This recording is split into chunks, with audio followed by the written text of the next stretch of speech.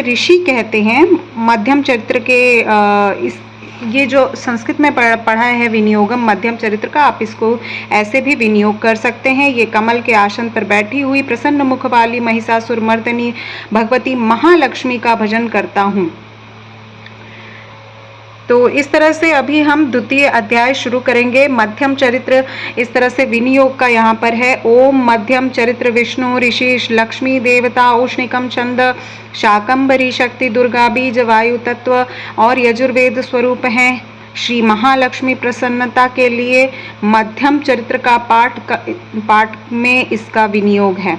मैं कमलासन पर बैठी हुई प्रसन्न मुख वाली महिषासुर मर्दिनी भगवती महालक्ष्मी का भजन करता हूँ, और जो अपने हाथों में अक्षमाला फरसा गदा बाण वज्र पद्म धनुष कुंडिका दंड शक्ति खड्ग ढाल शंख घंटा मधुपात्र शूल पाश चक्र धारण करती हैं। ऋषि कहते हैं कि पूर्व काल में देवताओं में असुरों में पूरे 100 वर्षों तक घोर संग्राम हुआ। उसमें असुरों का स्वामी महिषासुर था और देवताओं के नायक इंद्र थे। इस युद्ध में देवताओं की सेना महाबली असुरों से परास्त हो गई। संपूर्ण देवताओं को जीतकर महिषासुर इंद्र बन बैठा। तब सभी पराजित देवता प्रजापति ब्रह्मा जी के पास जाकर उनके स्थान पर जाकर उनसे निवेदन करने लगे, जहां पर भगवान शंकर और विष्णु पहले से ही विराजमान थे। देवताओं ने महिषासुर के पराक्रम को सुनाते हुए बोला और वे बोले, भगवान महिषासुर सूर्य इंद्र अग्नि वायु चंद्रमा यम वरुण तथा अन्य देवताओं का भी अधिकार छीनकर स्वयं ही इंद्र बन बैठा है, अधिष्ठाता बन बैठा है। उस दुरात्मा महेश ने समस्त देवताओं को स्वर्ग से निकाल दिया। वे मनुष्यों की भांति पृथ्वी पर विचरते हैं। दैत्य सारी करतूत अपने आप लोगों से कह सुनाई है। अब आप की शरण में हैं, हम आप उनका वध करने का उपाय सोचिए। तदंतर इस प्रकार से देवताओं के वचन सुनकर ब्रह्मा विष्णु तथा शिव जी दैत्यों पर बड़ा क्रोध आया। उनकी भौहें तन गई, मुख टेढ़ा हो गया। तब अत्यंत कोप से भरे हुए चक्रमणि विष्णु मुख से महान तेज से प्रकट हुआ। इस प्रकार ब्रह्मा शंकर इंद्र अन्य देवताओं के शरीर से भी बड़ा भारी तेज निकला। इस प्रकार सब मिलकर महान तेज पुंज का ज्वालायमान पर्वत सा जान पड़ रहा था। देवताओं ने देखा कि वहां ज्वालाएं संपूर्ण दिशाओं में व्याप्त हो रही थी। संपूर्ण देवताओं के शरीर से प्रकट हुए तेज की तुलना कहीं न थी। एकत्रित होकर वे सभी नारी के रूप में परिवर्तित हो गए और अपने प्रकाश तीनों लोकों को व्याप्त जान पड़ रहा था। भगवान शंकर का जो तेज था वो देवी का मुख प्रकट हुआ और यमराज के तेज से उनके सिर के बाल प्रकट हुए। श्री भगवान विष्णु के तेज से उनकी भुजाएं उत्पन्न हुई।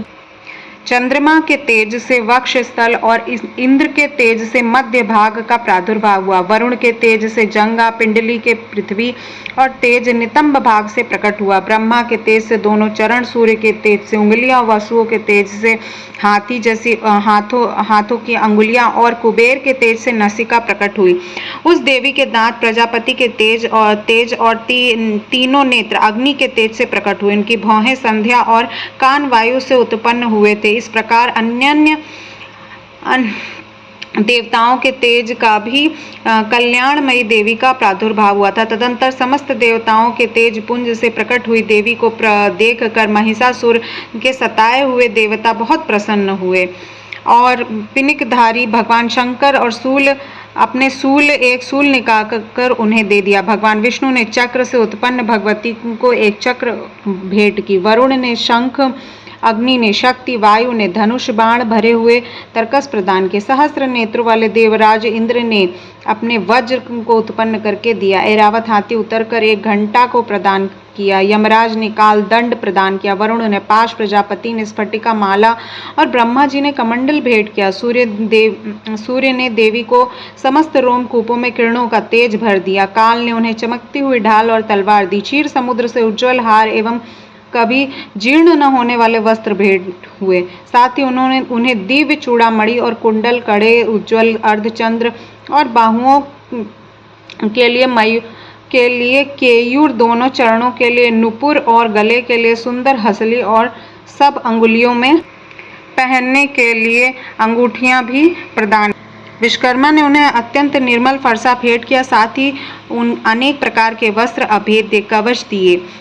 इसके सिवा मस्तक वक्षस्थल पर धारण करने के लिए कभी न कुम्हलाने वाली कमलों की मालाएं दी।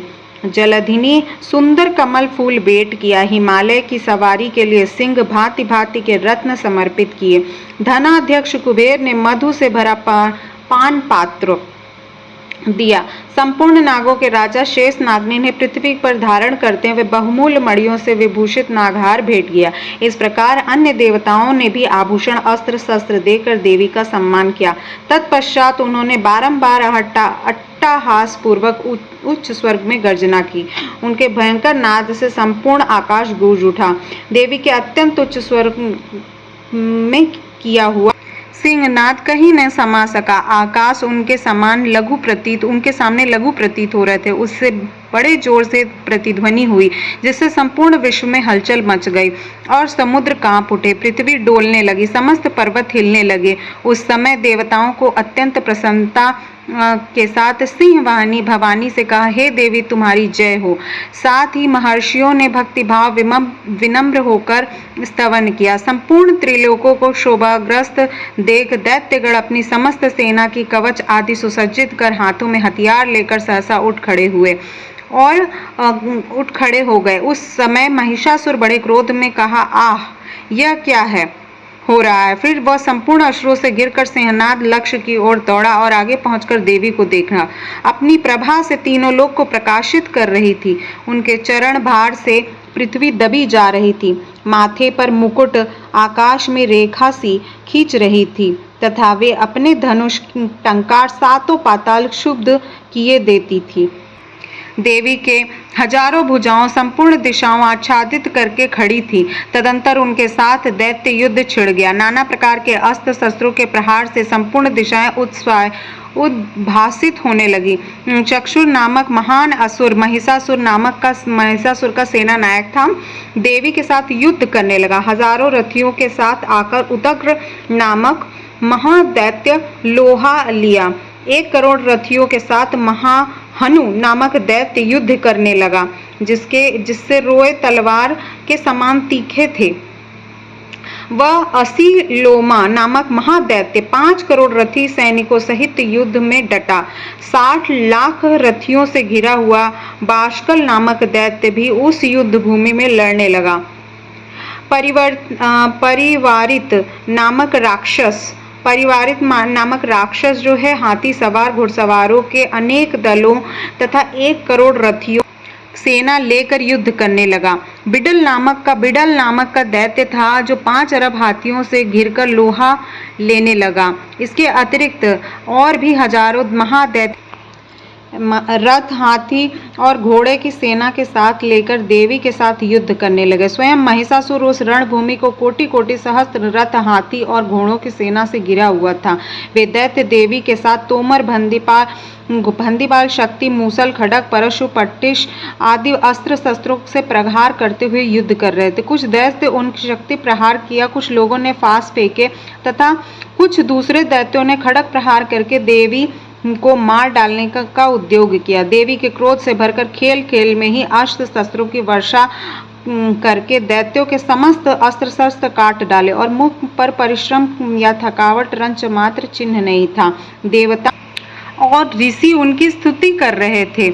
वे भगवती परमेश्वरी दैत्यों के शरीरों पर अस्त्र शस्त्र की वर्षा करती रह रही थी। देवी का वाहन सिंह भी क्रोध से भरकर गर्दन के बालों को हिलाता हुआ असुरों की सेनाओं को इस प्रकार विचरने लगा, मानो वनों में दानव दल फैल रहा हो। और रणभूमि दैत्यों के साथ युद्ध करती हुई अंबिका देवी जितने निश्वास छोड़े, उतने ही तत्काल सैकड़ों हजारों गढ़ों के रूप में प्रकट हो गए। परशु, दीपाल, खड्ग, पट्टिश और आदि अस्त्रों द्वारा असुरों का सामना करने लगे।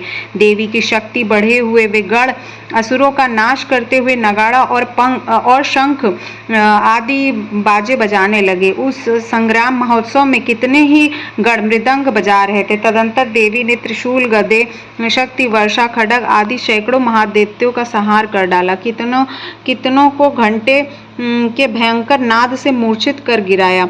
बहुतेरे दैत्यों को पाश बांधकर धरती पर घसीटा। कितने ही दैत्य उनकी तीखी तलवार मार से दो दो टुकड़े हो गए। कितने ने गदा की चोट से घायल होते हुए धरती पर सो गए। कितने ही मूसल मार अत्यंत आहत होकर रक्त वमन करने लगे। कुछ दैत्य शूल से छाती फट जाने के कारण पृथ्वी पर ढेर हो गए। इस रणांगण में बाणों समूहों की वृष्टि से कितने ही असुरों के कमर टूट गए।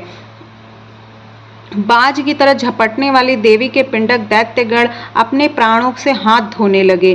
किन्हीं की बाहें छिन्न भिन्न हो गई, कितनों के गर्दन कट गए, कितने दैत्य मस्तक कट कट कर गिरने लगे। कुछ लोगों के शरीर मध्य भाग विदीर्ण हो गए। इतने में ही महादैत्य की जांघें कट जाने पर पृथ्वी पर गिर पड़े। कितनों के देवी के एक बाह और एक पैर और एक नेत्र वाले करके टुकड़ों में चीर डाला। कितने ही दैत्य मस्तक कट जाने पर भी गिरकर उठ खड़े होते, केवल धड़ रूप में अच्छे अच्छे हथियार हाथ में ले देवी के साथ युद्ध करने लगे। दूसरे कबंध युद्ध बाजो लय पर नाचते थे। कितने ही बिना सिर के धड़ हाथों में खड़ग शक्ति रिष्ट ले दौड़ते थे। दूसरे महादैत्य ठहरो ठहरो यह कहते देवी के युद्ध के लिए ललकारते थे। वहां घोर संग्राम हुआ था।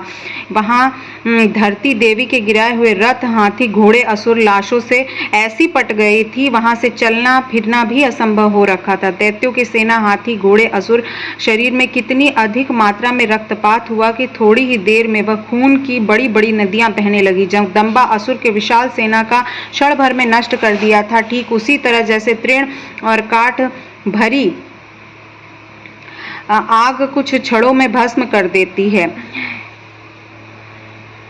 वह सिंह के गर्दन बालों को हिलाकर जोर जोर से गर्जना करता था। दैत्यों के शरीर से मानो उनके प्राण चुन लेता था। वहां देवी के गणों ने भी महादैत्यों के साथ ऐसा ही किया, जिससे आकाश में खड़े हुए देवतागण उन पर बहुत ही संतुष्ट हुए और फूल बरसाने लगे।